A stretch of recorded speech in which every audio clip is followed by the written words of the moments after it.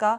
तो अब ग्रोथ पे और फ्यूचर आउटलुक पे चर्चा के लिए हमारे साथ कंपनी के होल टाइम डायरेक्टर और साथ ही साथ सीएफओ भरत मदान जी जुड़ गए हैं। Bharat ji, good morning.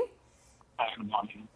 जी, जैसे कि यहाँ पे मैंने मेंशन भी किया, रेवेन्यू में दो हमें एक स्लाइटली डिक्रीज देखने को मिला था, लेकिन जो मार्जिन प्रोफाइल है वो काफ़ी ज़्यादा यहाँ पे हमें रोबस्ट देखने को मिली थी। इस कॉस्ट एफिशिएंसी के पीछे क्या की ड्राइवर्स हैं और मूविंग फॉरवर्ड हमें क्या ये मार्जिन प्रोफाइल सेम ट्रेजेक्ट्री में देखने को मिल सकती है?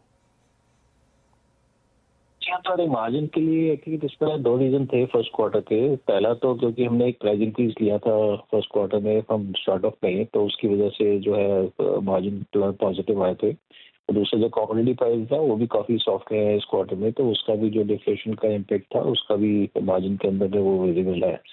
आई गोइंग फॉरवर्ड प्राइस का इम्पेक्ट तो डेफिनेटली रहेगा। जहाँ तक कमोडिटी का सवाल है, इस क्वार्टर में थोड़ा मार्जिन क्वार्टर में थोड़ा इन्फ्लेशन का हिंट मिल रहा है, तो मोस्ट लाइकली थोड़ा इम्पेक्ट नेगेटिव रहेगा मटेरियल कॉस्ट के ऊपर में, बिकॉज कमोडिटी प्राइस जो ऊपर हार्ड हो रहे हैं थोड़े, तो मैटर में स्पेशली वहाँ पे थोड़ा प्रेशर देखने को मिल रहा है। तो उसकी वजह से हो सकता है थोड़ा हमें 0.5% तक का मार्जिन जो है सेकंड क्वार्टर के अंदर में थोड़ा इम्पेक्ट आ जाए। But I think long term में हमें ऐसा कोई नेगेटिव नहीं दिख रहा ऑन द कमोडिटी प्राइसेस। तो क्योंकि हमारा जो इफेक्ट है वो quarter to quarter pass on होता है with lack of a quarter, तो इसलिए एक क्वार्टर अगर पॉजिटिव होता है तो अगले क्वार्टर में ऑफसेट हो जाता है। तो जनरली फुल ईयर बेसिस पे हमें लगता है कि ओवरऑल में ऐसा कोई नेगेटिव इम्पेक्ट मार्जिन पे नहीं आएगा, एंड होपफुली हम उसी लेवल के ऑफिस में पता नहीं 12-12.5% के जो मार्जिन है कि हमने गाइडेंस दी थी उसके अंदर मेंटेन कर पाएंगे फुल ईयर। ओके, तो लॉन्ग टर्म के लिए आप मार्जिन को लेकर ऑप्टिमिस्टिक हैं। भरत जी, गुड मॉर्निंग, श्रेया बात कर रही हूँ। सर, रेवेन्यू सेगमेंट थोड़ा समझाएंगे, किस सेक्टर से ज़्यादा रेवेन्यू आए हैं, कहाँ पे ज़्यादा प्रेशर देखने को मिला, साथ ही ट्रैक्टर सेगमेंट आपका कैसे परफॉर्म किया है, वहाँ पे आउटलुक क्या है, कोई नई लॉन्चेस पाइपलाइन में है? या श्योर, तो अगर आप पहले क्वार्टर रिजल्ट देखें तो जो मेन डिक्लाइन रेवेन्यू में आया है वो कंस्ट्रक्शन इक्विपमेंट सेगमेंट में आया है, बिकॉज कंस्ट्रक्शन इक्विपमेंट में 1 जनवरी से एमिशन नॉर्म चेंज होकर स्टेज 5 एमिशन नॉर्म इम्प्लीमेंट हुए हैं। तो उसकी वजह से 30 जून लास्ट डेट था जितना भी पुराना इन्वेंट्री था मैन्युफैक्चरर्स के पास में उसको लिक्विडेट करने का। तो उसकी वजह से जो प्रोडक्शन था इस 6 महीने के अंदर में जनवरी से जून में वो काफी कम रहा था, बस सब मैन्युफैक्चरर्स ने इन्वेंट्री बिल्डअप कर रखी थी दिसंबर से पहले की पिछले साल में, जिसको लिक्विडेट किया गया, इसलिए उनके मार्जिन भी प्रेशर में रहे और ओवरऑल रेवेन्यू भी थोड़ी कम रही कंस्ट्रक्शन इक्विपमेंट सेक्टर में। तो अभी गोइंग फॉरवर्ड अभी आई थिंक 1 जुलाई से क्योंकि वो सारे एमिशन नॉर्म्स ठीक हो गए हैं, तो आगे जाके प्रोडक्शन भी हमें लगता है रैप अप हो जाएगा, एंड पोस्ट मानसून जो है कंस्ट्रक्शन इक्विपमेंट की डिमांड रिवाइव होती है, तो सितंबर ऑनवर्ड्स हमें उम्मीद है कि डिमांड भी वापस रिवाइव हो जाएगी। तो ओवरऑल आई थिंक हमारा जो सेक्टर है कंस्ट्रक्शन इक्विपमेंट का I think on full year basis पे हमें लगता है ओवरऑल जितनी हमारी डी ग्रोथ रही है पहले 3-4 महीने में वो आगे जाके थोड़ी मेकअप हो सकती है।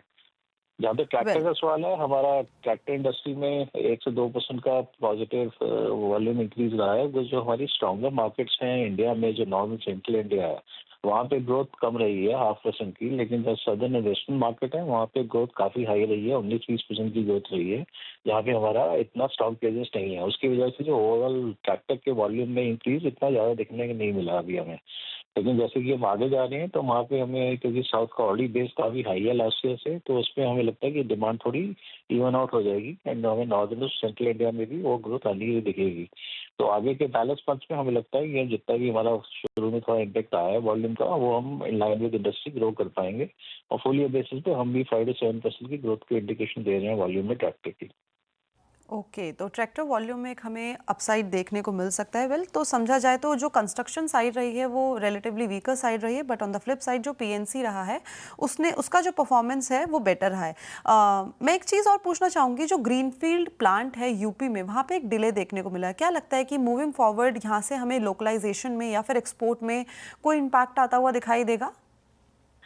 नहीं, अभी हमारी जहाँ तक डिमांड की सिचुएशन है, अभी हमारी एग्जिस्टिंग कैपेसिटीज काफी सफिशिएंट है। इनफैक्ट हम अपना एग्जिस्टिंग कैपेसिटी एग्जिस्टिंग फैसिलिटी में भी रैंप अप कर रहे हैं, तो अभी हमें इमीडिएटली कोई कंसर्न नहीं लगता, पर अभी हम सिर्फ 70% कैपेसिटी पे परफॉर्म कर रहे हैं, तो अभी हमारे पास अपसाइड काफी है, और उसके ऊपर से थोड़ा कैपेसिटी एक्सपेंशन भी होगा एग्जिस्टिंग फैसिलिटी में।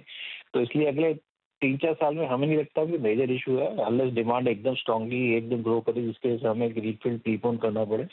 बट जहाँ तक लैंड एक्विजिशन का सवाल है, आई थिंक वो ऑलरेडी अंडरवे है, हम ऑलरेडी यूपी गवर्नमेंट से टच में हैं, और वो उनका लैंड एक्विजिशन थोड़ा डिले हो गया था।